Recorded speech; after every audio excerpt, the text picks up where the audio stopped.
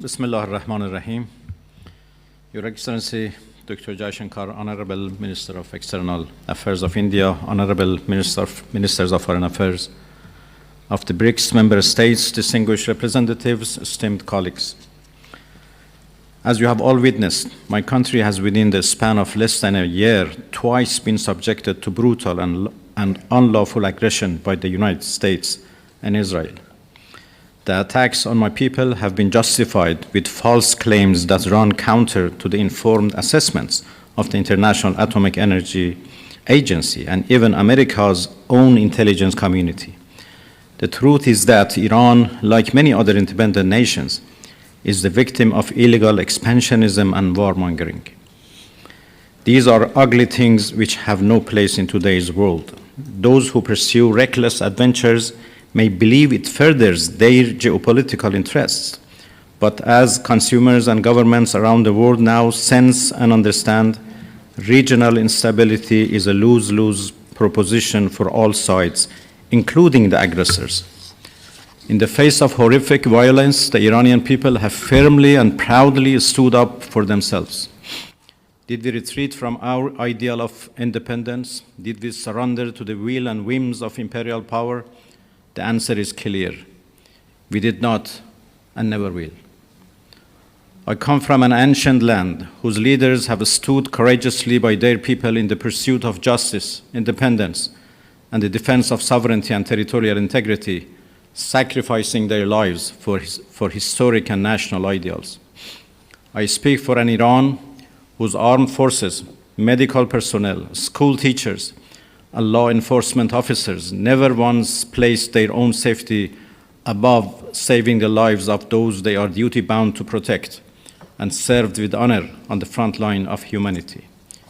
I speak for a people which, under horrific bombardment, chose to stand firm, for the mothers of Minab who did not bend under the grief of losing their children, for young people who refused to let the dust of war erase their bright futures, and for a nation that, despite all pressures, continue to believe in a free, stable, and just world.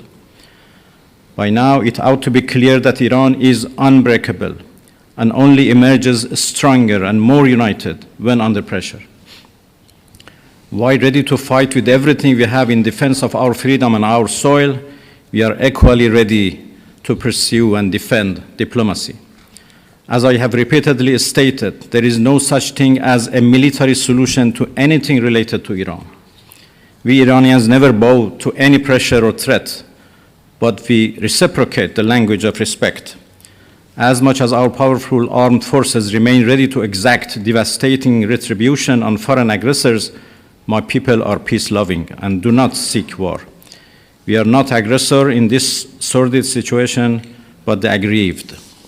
Mr. Chairman, distinguished colleagues, over the past year, I have had the honor of participating in 2 BRICS conferences to convey the government of Iran's conviction that this platform symbolizes the emergence of a new global order, an order in which the global South is a primary architect of the world's future. What was once a lofty aspiration is now a reality, but it is a fragile reality. Imperial power in decline wants to turn back the clock and is desperately lashing out on its way down. This all matters to the BRICS Plus group of countries because the battle Iran has fought is in defense of all of us, of the new world that we are building together. Our brave soldiers have given their lives to resist Western hegemony and the sense of impunity that the US believes it is entitled to. While Iran is grateful for the support and solidarity it has received from BRICS countries, it is imperative that we jointly step up our work towards ending this sense of entitlement, which has no place in today's world. To virtually everyone in this room, our resistance against US bullying is not an unfamiliar battle. So many of us encounter slight variations of the same repugnant coercion. It is high time for us to jointly step up and work towards making clear that those practices belong in the dustbin of history. Today, our nations are closer to one another than ever before, and we cannot ignore the common and dangerous challenge we all face. history has shown that empires in decline will stop at nothing to arrest their inevitable fates. A wounded animal will desperately claw and roar on its way down.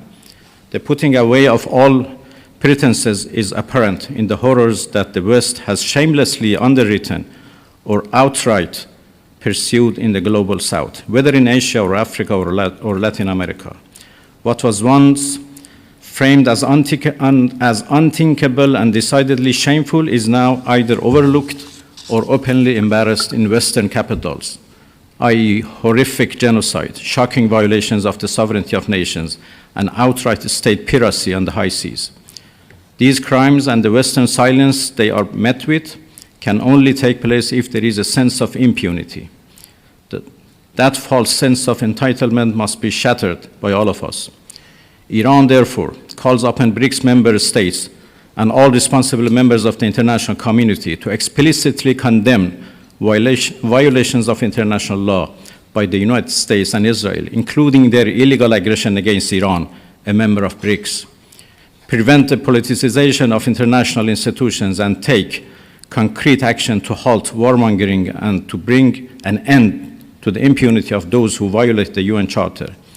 We believe that BRICS can and must become one of the principal pillars in shaping a more just, balanced, and humane global order, an order in which might can never make right.